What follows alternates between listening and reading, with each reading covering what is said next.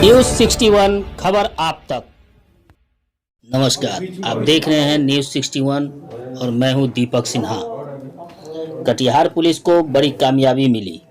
25,000 के इनामी अपराधी संजीत राम उर्फ सोखा बाबा को पुलिस ने गिरफ्तार कर लिया।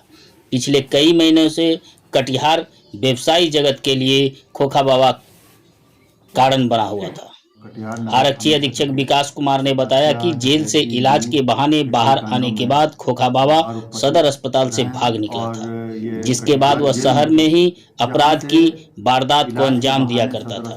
पुलिस सरगर्मी से इस मामले में उनकी तलाश कर रही थी। नगर सहायक और मुसफिल थाना में इन पर कुल 8 मामला दर्ज है। फिलहाल कटिहार पुलिस ने मुसफिल थाना क्षेत्र से इसकी गिरफ्तारी कर बड़ी उपलब्धि हासिल किया है। गिरफ्तार अपराधी के पास से एक देसी कट्टा, 3 जिंदा कारतूस, 1 मोबाइल और नशे की दवा बरामद हुई। वीरेंद्र यादव भाजपा नेता को गोली लगी थी और इस कांड में वो वांछित थे। बिहार सरकार के द्वारा इन पर 25,000 का इनाम भी घोषित था।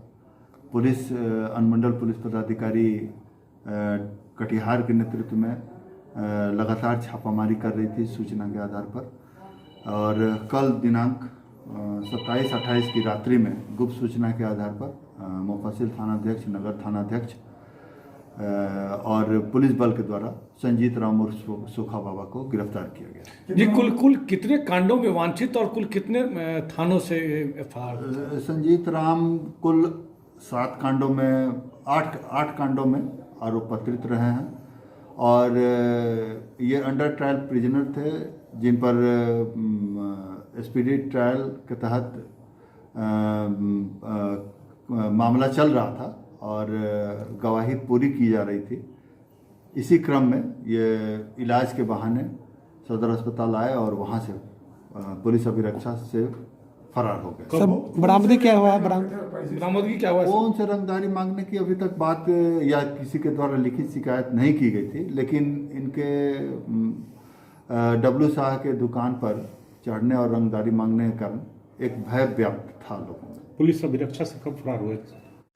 दूसरी ओर कटिहार जिला पदाधिकारी कंवल तनुज ने कटिहार जिला वासियों के लिए एक संदेश जारी किया, जिसमें उन्होंने बताया कि पूरे जिले में ऐसे लोगों को चिन्हित किया जा रहा है जिन्होंने किसी भी सिस्टम के कारण दवाई ली हो।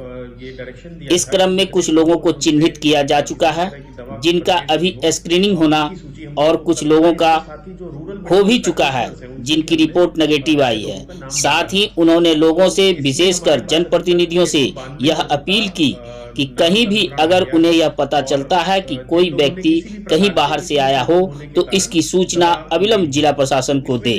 साथ ही उन्होंने यह भी बताया कि बहुत सारे कॉल एक साथ आने की वजह से नंबर काफी व्यस्त रहता है, तो ऐसी स्थिति में उन्होंने कुछ मोबाइल नंबर जारी किए, जिसमें सभी मैसेज करके यह बता सकते हैं कि उक्त एरिया में कोई बाहर से आया है या बीमार चल रहा है। देखिए एक रिपोर्ट। 187 में से 169 की जांच रिपोर्ट आ गई है, जो कि नेगेटिव आई है।